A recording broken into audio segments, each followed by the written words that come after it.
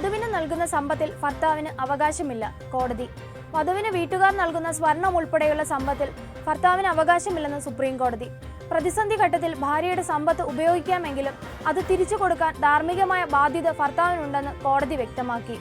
മലയാളി ദമ്പതിമാരുടെ കേസിൽ സ്വർണം നഷ്ടപ്പെടുത്തിയതിന് 25 ലക്ഷം രൂപ നൽകാൻ നിർദ്ദേശിച്ചുകൊണ്ട് ജസ്റ്റിസുമാരായ സഞ്ജീവ് ഖന്ന, ദീപാങ്കർ ദത്ത എന്നിവരുടെ ബെഞ്ചാണ് ശ്രദ്ധേയമായ നിരീക്ഷണം നടത്തിയത്.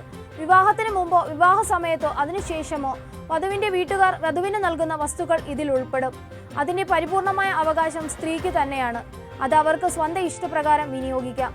പങ്കാളികൾ തമ്മിലുള്ള പരസ്പര ബഹുമാനമാണ് വിവാഹമെന്ന സങ്കല്പത്തിന്റെ അടിസ്ഥാനമെന്നും സുപ്രീം കോടതി അഭിപ്രായപ്പെട്ടു.